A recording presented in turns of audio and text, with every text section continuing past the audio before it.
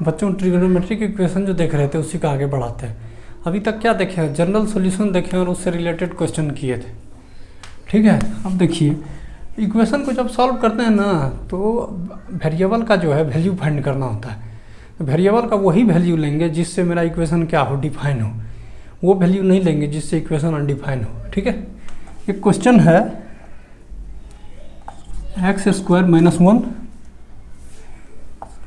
Under root 2x - 1 = 0। बताना है x के किन किन वैल्यू पर, इसमें बताना है नंबर ऑफ सॉल्यूशन कितना होगा। ठीक है, मतलब x का किन किन वैल्यू पर ये 0 होगा। इनको 0 होने के लिए या तो ये 0 होगा या फिर ये 0 होगा। मान के चलते हैं ये क्या है 0, या एक बार क्या मानते हैं ये 0 होगा, तभी नहीं ये 0 होगा। ये 0 कब होगा, या तो ये 0 होगा या ये 0 होगा, तब क्या होगा ये 0 होगा। ये अगर 0 के इक्वल होगा तो क्या होगा x², ये तो इधर आएगा x, तो क्या होगा ये +-1। इसमें क्या करते हैं, बोथ साइड स्क्वायर करते हैं। 2x - 1 0, तो यहाँ से क्या आएगा, x का वैल्यू आएगा 1/2। अब देखते हैं डिफाइन हो कहाँ कहाँ पे ये क्या होता है, डिफाइन होता है। फॉर डिफाइन, ठीक है, फॉर डिफाइन, तो इसको ये क्या होगा, ये तो 0 होगा या फिर 0 से बड़ा होगा। इसमें से देखिए क्या होगा, इसको करेंगे ये 1/2 हो जाएगा, या तो 1/2 होगा या फिर उससे बड़ा होगा। ठीक है, डिफाइन होने के लिए। इसमें क्या चाहिए, तो x। अब जब इसको देंगे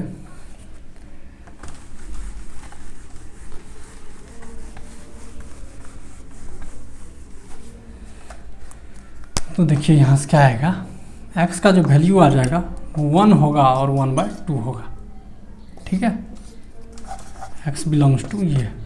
ठीक, अब यहाँ पे देखिए जब ये माइनस लेंगे उसका स्क्वायर करेंगे तो क्या होगा, तब भी 1 होगा। बोलिए, तो यही होगा इसका आंसर। अगला क्वेश्चन देखिए, वही वैल्यू लेंगे जिससे मेरा क्या हो, इक्वेशन डिफाइन हो। ऐसा वैल्यू नहीं लेंगे जिससे मेरा इक्वेशन क्या हो, अनडिफाइन हो जाए। अगला देखिए, वो पिछले वाला तो क्या था, जनरल एक इक्वेशन था, ये ट्रिग्नोमेट्रिक इक्वेशन है। देखिए sin theta plus cos theta = 1। इसमें बताना है सॉल्यूशन। इसका थीटा का रेंज दिया है कहाँ से कहाँ तक, 0 से 2π। ठीक है, यही है। अब क्या करते हैं, इसी में स्क्वायरिंग बोथ साइड करते हैं। sin theta plus cos theta = 1, दोनों साइड स्क्वायर करते हैं तो क्या आएगा, sin theta plus cos theta. यहाँ पे क्या कर देंगे, स्क्वायर कर देंगे दोनों साइड, तो क्या होगा बताइए, a + b का whole square, a² plus b² plus 2 cos theta sin theta = 1। ठीक है, एक बात बताइए, sin² थीटा cos² थीटा क्या होगा 1 प्लस ये क्या होगा, ये तो होता है क्या sin 2 थीटा = 1। ये और ये कैंसिल हो गया, तो क्या होगा sin 2 theta = 0।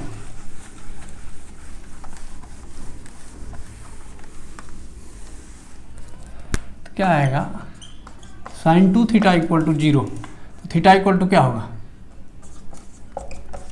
nπ, n belongs to integer.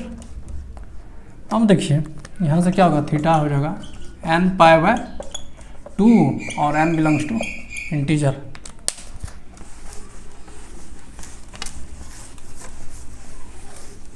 अब देखिए इसका रेंज क्या बताए थे, थीटा का रेंज 0 और 2π के बीच में है, यही था ना रेंज यही है।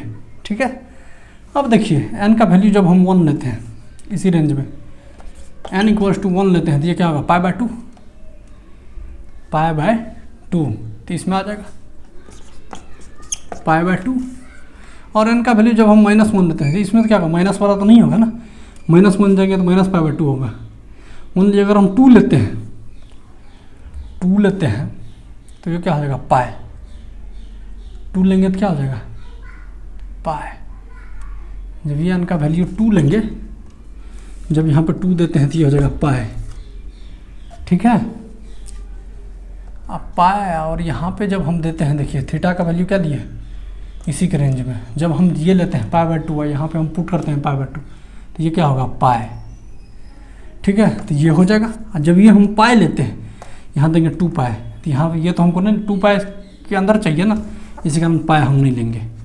पाए लेने से क्या होता है, थीटा का वैल्यू पाए तो ये क्या होगा 2 पाए, लेकिन ये थीटा हमको क्या चाहिए 2 पाए से कम, थीटा का वैल्यू क्या चाहिए 2 पाए से कम ही ना, 2 पाए से कम ही चाहिए, ठीक है। तो ये नहीं होगा। अगर इसमें हम n का वैल्यू अगर 3 लेते हैं, 3π/2 तो इस रेंज में आता है थीटा। अगर यहाँ पे हम 2 पाई देते हैं तो ये कैंसिल हो गया, पाई आ गया इस बीच में, तो पाई जब इस बीच में लेते हैं तो ये हो गया 2 पाई, 2 पाई। अब जब ये 3 दिए तो 3 पाई, ये कितना होगा 90, इस रेंज में आ जाएगा। जब हम 4 पाई लेते हैं 360, 360 पाई भी आ जाएगा, पाई भी आ जाएगा। इस रेंज में लेंगे तो 180 डिग्री है, यहाँ दिए तो कितना आ गया 360 डिग्री, 360 डिग्री। तो पाई को अभी छोड़ के चलते हैं, देखते हैं आंसर दिया है पाई, आंसर जो है पाई नहीं दिया है। पाई क्या कर रहा है, इसको सेटिस्फाई नहीं कर रहा है। अब ये 3π/2, जब यहाँ 3π/2 देते हैं तो ये क्या हो गया 3 पाई, ये भी सेटिस्फाई नहीं कर रहा है। तो आंसर क्या होगा, थीटा का जो वैल्यू होता है ये 2 ठो, ये सेटिस्फाई करता है और ये सेटिस्फाई करता है और ये सेटिस्फाई नहीं करता है, तो इसको नहीं लेंगे। सिर्फ आंसर क्या होगा, यही तो होगा सिर्फ आंसर, ठीक है। आंसर दिया है, आंसर दिया है क्या π/2 और 3π/2 दिया है। पाई और 3π/2 जो है वो क्या करता है, सेटिस्फाई नहीं करता है इक्वेशन को, ठीक है।